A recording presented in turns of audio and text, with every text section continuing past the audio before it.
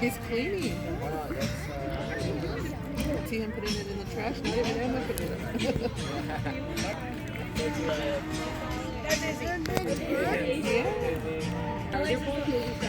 Alex is the one that brings up. She's cleaning up with that bird. Yesterday, when Alex came out, all of them at the same time. All of them. Like, I don't think Alex has ever gone before, and I love that. Mama, did you see that bird? He missed it. He picked up trash. I saw it. I seen it.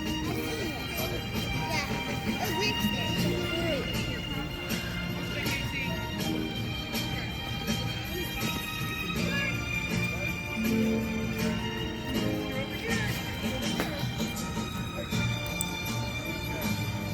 Then we come there.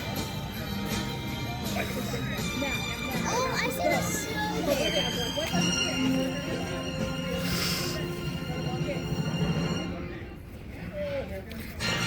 Okay, finish your snack, guys. Today's not team food. Oh, look, here he comes. Cool.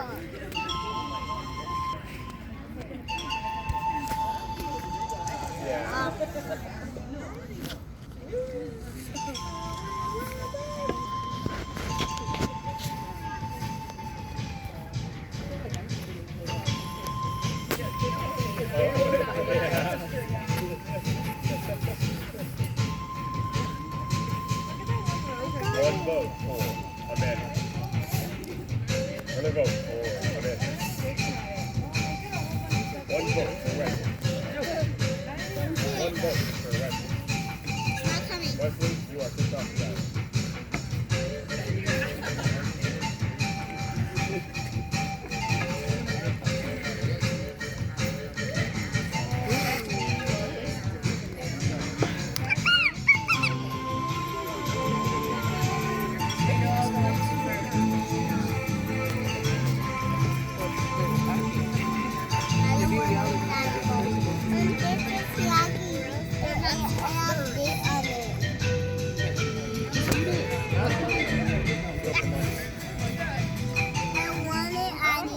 Kyle, you should. Go, Mama. Okay, that's funny. That's funny when she doesn't have any snacks in it. Then here you go. That's so funny. She doesn't have no snacks. She forgot. Ah! You need to sit down, Leon. No. Sticks down. Sticks down. And we'll pick it up later. Come on, sit down. The birds are going to come out. Here. I really just want to see all the birds. Chef. All right, let's try that again. Good afternoon, everyone. Thank you. Well, welcome to the Wing Runners Bird Show today. My name is Erin, and I am one of the incredibly lucky trainers who get to work here 5 out of the 7 days of the week. And this is a free flight and natural behavior show, which means there can and will be birds flying into and above the audience today. So we have just a couple of safety guidelines before we get started here. And going to be joining me is our Chief Safety Officer of the zoo.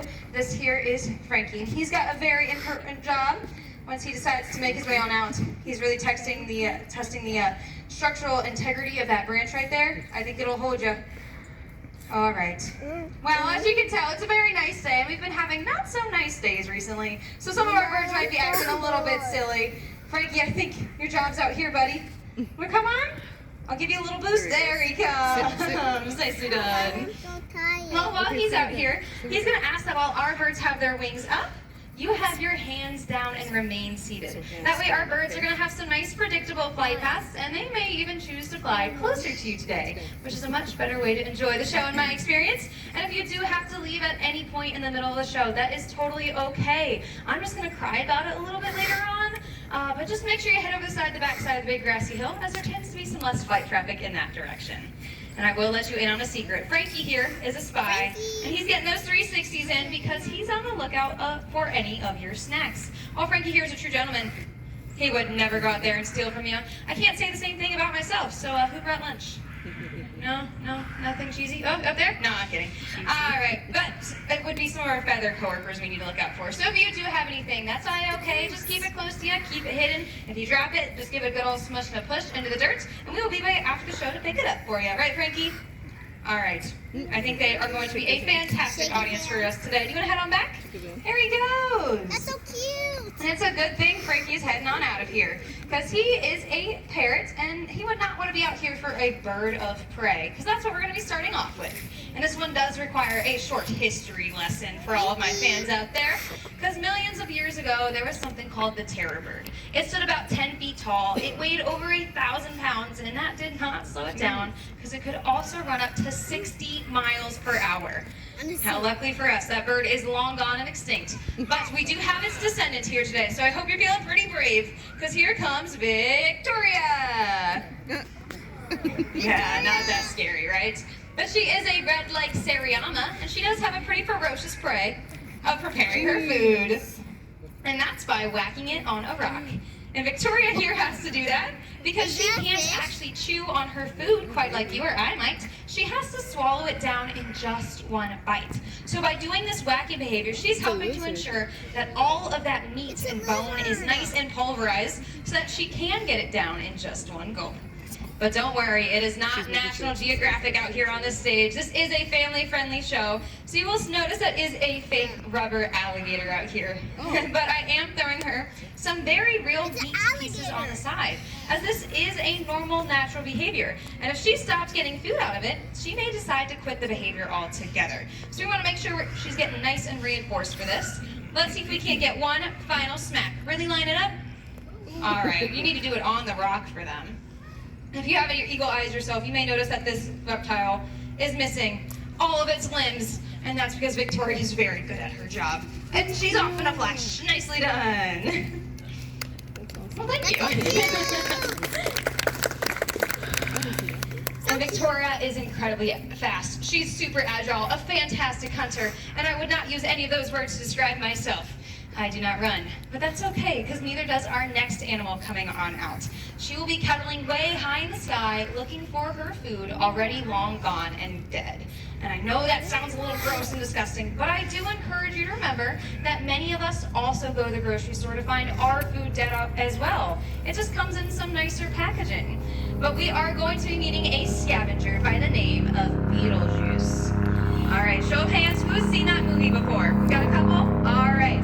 So we do need to summon our Beetlejuice the exact same way you do in the movie, by saying that name 3 times in a row. And I am going to need all of your help today because we're competing with that helicopter. But she also sees me all the time. She's incredibly bored of me, and she would really love to meet some new victims. Guests. Yeah, you'll be fine, I think. But it looks like we are nice and ready over there, so let's go ahead and get started. We're saying Beetlejuice 3 times on the count of 3. 1, 2, 3. Beetlejuice, Beetlejuice. Oh, it worked perfectly. This is Beetlejuice the black vulture. And we can tell that she's a black vulture because she actually has those lovely white tips on the edges of her wings, as well as that very bald and beautiful head. And that's because she eats something called carrion, which is just a fancy word for dead, rotting, gross animal. And that bald head helps to ensure that all that carrion does not become carry out. Those are 2 very different menu items you do not want getting mixed up. Now, Beetlejuice here is also a vital member of nature's cleanup crew, because she can actually eat and digest things such as anthrax, Ebola, rabies, even the bubonic plague, things we do not want coming up to us. So she is a fantastic member of that cleanup crew, and she did a great job today. Thank you, Beetlejuice. Now, we're not really going to be finding vultures like Beetlejuice over here on the West Coast. She's more native to the East Coast, down into the Caribbean. But we are home to our very own turkey vulture as well. I'm sorry. I usually bring out a paper towel with me, but I seem to have misplaced it. Can someone behind the scenes run me out a paper towel? I was just telling you how gross Beetlejuice's food was, and I don't want to use my pants like some people. That's gross. Yeah, you got a hand up? A bird threw my paper towel away? I know this is a bird show, but the birds don't really do that. They kind of more present all the other different behaviors. Okay, I believe you. I think a bird towel might have been thrown away by a bird. My bird. Well, thank you very much, Alex, for helping me out. This is our African white-necked raven, Alex. He does have a pretty impeccable memory. Much better than mine. I do seem to misplace that paper towel every single day. But we will continue on, and we are going to stick in the theme of Africa for this next bird. And she does have about a 7-foot wingspan and some pretty low-hanging landing gear. So if you do by any means feel the urge to duck when this bird comes out, I do encourage you to do so. Those are your survival instincts talking to you. Because we are going to be meeting Sarah, an East African crowned crane. And I know that name may sound pretty long, but I promise it is not at all complicated. It just means that Sarah here is from Eastern Africa. She does have that beautiful crown of feathers on her head, and she is, of course, a species of crane. Now, those feathers on her head are pretty unique because we do not have a scientific reason as to why she might have them, though we do have a couple of pretty good guesses. It could be to help her blend into the savanna that she lives on, or even to stand out and attract a potential mate. We do encourage you to make your own guesses and think critically as to why she might have those feathers, but personally, I just choose to believe she kind of woke up and really enjoyed her hairstyle this morning. Now, out there in the wild, Sarah is what we call an omnivore, so she'll be eating a lot of different items, different fruits and veggies. Ooh, nice ducking. Different snakes, or even a lizard if she could catch it. But she is not Bird Show's best hunter, so she's going to be mostly sticking with some superworms, which do happen to be her favorite snack here. And if any of you do come from a large family, Sarah does as well. She lives in flocks of almost 150 birds. Now, we do not have 150 birds behind the scenes. That would be just a little bit crazy. But we do have her twin sister Rex, as well as all of us trainers here, and even you all in the audience today. Because out there in the wild, she's not going to see every member of that 150 bird flock. So you're all just some distant cousins that she hasn't seen in a little while. And if any of you do come from a large family, you know just how important communication can be. And Sarah will do this in a number of ways. She may bob her head up and down, she'll flap her wings, she'll do a little bit of a courtship dance. But the one thing that makes her truly unique is her ability to communicate through blushing. As she takes a walk on by, you're going to notice she has these lovely white cheek patches. And that is one of the only parts of her body, except her legs, that do not have any feathers on them. And that is truly her skin. Something really exciting like a superworm, her favorite snack. She's going to flash a nice light pink, just letting everyone know, hey, I'm having a pretty good time, but no need to panic. Everything is A-okay. She saw something a lot scarier, like a predator, something wrestling out in the bushes. She's going to be turning a deep, dark red. And that is going to alert everyone that is going on. We need you to pay attention right now. So she's going to be flashing bright red, the birds around her would flash bright red, and the birds around those birds would also flash bright red, until next thing you know, you've got an entire flock of some sunburned cranes. Now, luckily we're not really going to be seeing Sarah blush out here on this stage, because she's been doing this show for about 26 years now. She is truly a professional, and during that time, she has learned a pretty runway strut. Ooh, some wings for you all today. Who needs New York Fashion Week? We've got the bird show. And with Sarah's departure, we are going to be taking a flight over from Africa to the tropical rainforests of the world next, because they are one of the most biodiverse locations on this earth. They are home to a lot of life, including different plants and animals, and it brings us a lot of our favorite things like fresh air, water, coffee, and chocolate. But of course, we are a bird show, so we're going to be exploring that through the wonderful world of parrots. And joining me out here is Peabody.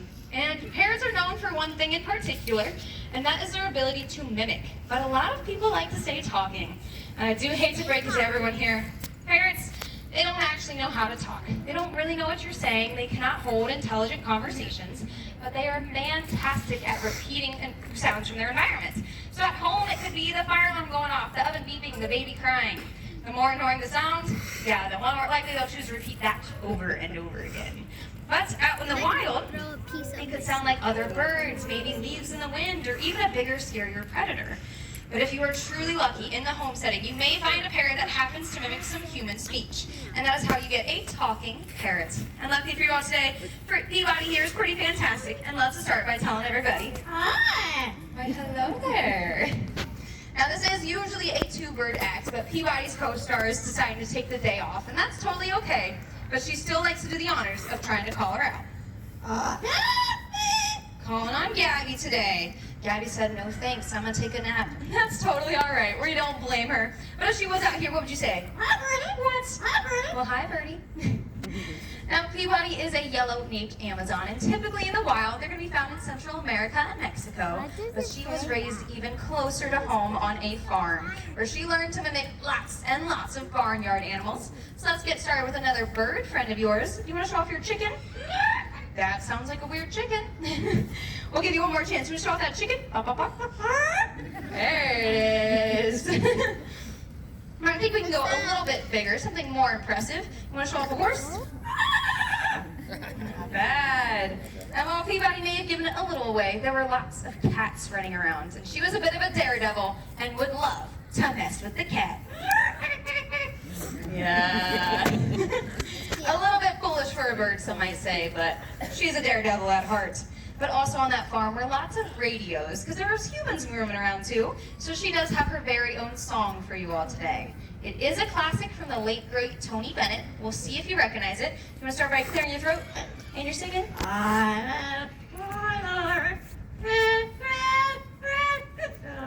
Nicely done. You got that one?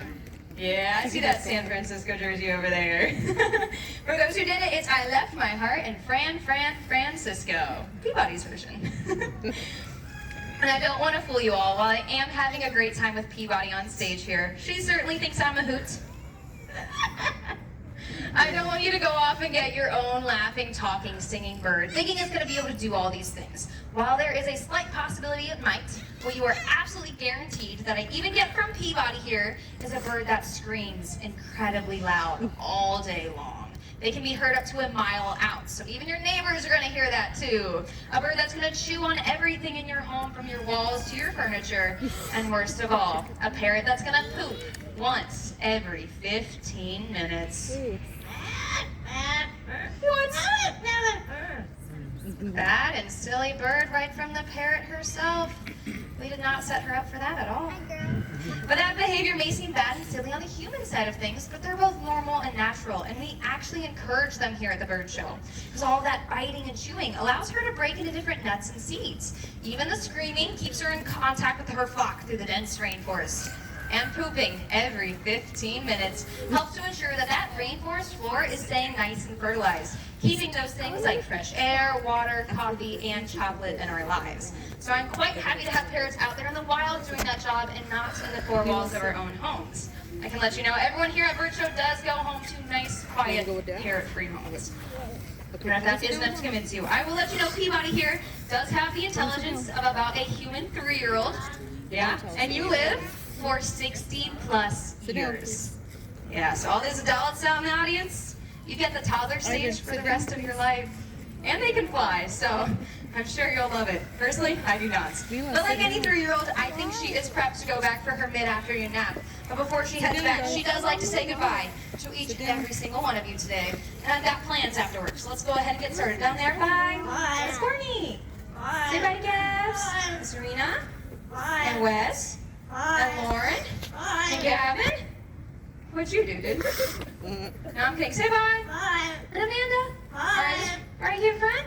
He's recording. Bye. People more. Bye. Spider-Man. Bye. All the way up top.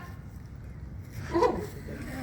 No, I'm kidding. Say bye. Bye. A couple more. Bye. Over here. Bye. They're waving. Bye. All right, keep it going. Right here in the front, some cheetahs. There you go. Bye. All the way down there. Bye. Oh, in the blue. Bye. He's very excited. Bye. Right here in the front. Bye. In the purple. Bye. Oh, there are 2. Bye. All right, right here. Bye. Everyone on this side. Bye. Everyone on this side. Bye. Back over there. Bye. And over here. Bye. All right, I think we hit everyone. Bye. Oh, we're still going. All right, how about just 3 more? Bye. How about 2 more? Bye. 1 more? Bye. And a big kiss. There it is. Hopefully that kiss covers anyone Peabody might have missed today. But she is going to head back for her very own nap. But that does not mean we are done with the world of Amazons. Because while Peabody showed off her amazing ability to mimic, we're going to have another bird coming out showing her ability ability to create a nest. But for this to work, I am going to need the help of one adult volunteer who happens to have a dollar bill on hand. Ooh, with a fresh haircut. Looking pretty nice, sir. Go ahead and stand up exactly where you're at. Exactly where you're at. Perfect. You're going to take that dollar bill, fold it in half, and fold it in half one more time. And if you could believe it, fold it in half one more time after that. Perfect. Pinch it between your right finger and thumb, just like so. There you go. Out to the side, you're going to make a lovely landing platform for my friend Gizmo, who is coming on out in just a moment. Here she comes. If she was out there in the wild building a nest, she'd want to find a branch or a leaf or a twig, or a dollar bill in this case, and she'd go out there, she'd land, she'd say, yeah, that looks pretty nice. What are you going to do with it? Bring it on home and into my pocket. Nicely done. We're going to McDonald's. No, I'm kidding. You probably want it back. Go ahead, stand up. Do a nice flat palm. When she was building that nest and it didn't quite fit, she would actually return it back to where it came from, just like so. She says that dollar bill is a counterfeit. Nicely done. But thank you to Bess, our volunteer, and thank you to Gizmo, who did a great job. I just wanted to. Thank you. Now, unfortunately, out there in the wild, birds like Gizmo are in critical danger. But the good news is that it is due to human-caused threats, which means there are human-caused solutions. Simple things we can do every single day to help out, like reduce, reuse, recycle, or picking up trash when you see it. That is going to help out animals in your own backyard.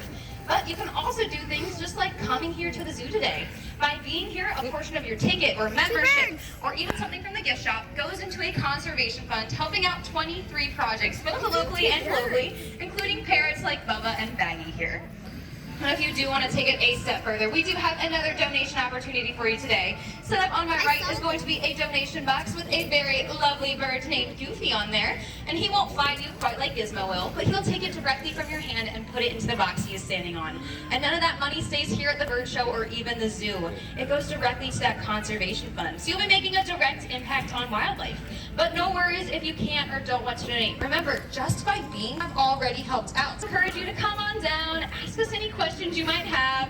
Goofy, when he decides to make his way on out, will even give you a little bit of a goodbye. Come here, good sir. Hello. Oh, taking his time today. He'll even give you a little bit of a wave goodbye if he's feeling nice, right? Yeah. And we'll have some other feathered friends for you to meet up close and personal. But from all of us here at the Winged Wonders Bird Show, we truly appreciate you spending your afternoon with us, and we hope you enjoy the rest of your day here at your Fresno Chaffee Zoo. Bye, everyone.